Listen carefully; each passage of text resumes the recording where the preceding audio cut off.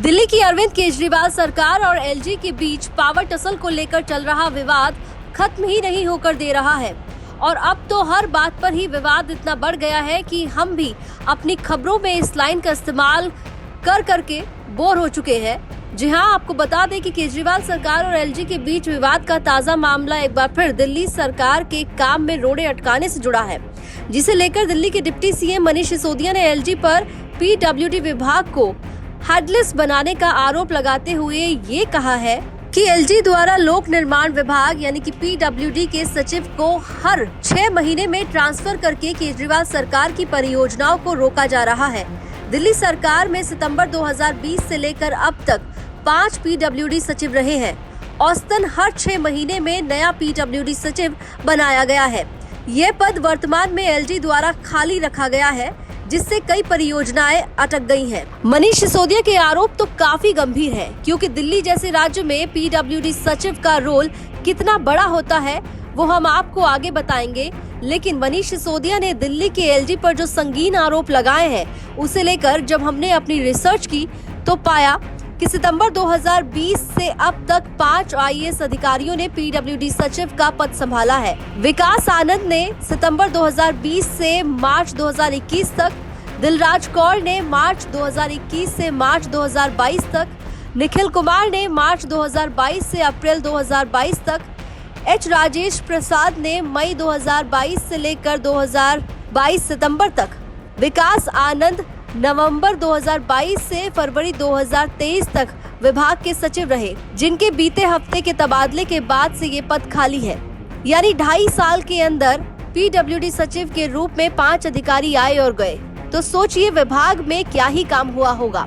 अब इसे लेकर दिल्ली के एलजी पर इसलिए आरोप लग रहे हैं क्योंकि दिल्ली में सर्विसेज एलजी के अंडर आती है, यानी किसी भी विभाग में अधिकारियों की पोस्टिंग और ट्रांसफर एलजी ही करते हैं। अब जरा ये समझ लीजिए दिल्ली के अंदर पीडब्ल्यूडी सचिव का कितना बड़ा रोल होता है और उसके ना होने से क्या फर्क पड़ता है। तो सुनिए, विभाग के प्रमुख के रूप में पीडब्ल्यूडी सचिव 3000 से अधिक इंजीनियरों और अधिकारियों की टीम की अध्यक्षता करते हैं, प्रशासनिक और वित्तीय अनुमोदन प्रदान करते हैं। इसके अलावा समय पर शहर में बुनियादी ढांचा परियोजनाओं को पूरा करवाने में महत्वपूर्ण भूमिका निभाते हैं। काम तो आपने समझ लिया, अब जरा ये भी जान लीजिए कि मौजूदा समय में पीडब्ल्यूडी सचिव के ना रहने से दिल्ली में कौन कौन से काम अटके हुए हैं। बता दें कि रोजाना लगभग 4 लाख वाहनों द्वारा इस्तेमाल किए जाने वाले आश्रम फ्लाईओवर का निर्माण कार्य कई डेडलाइन के बावजूद पूरा नहीं हुआ है।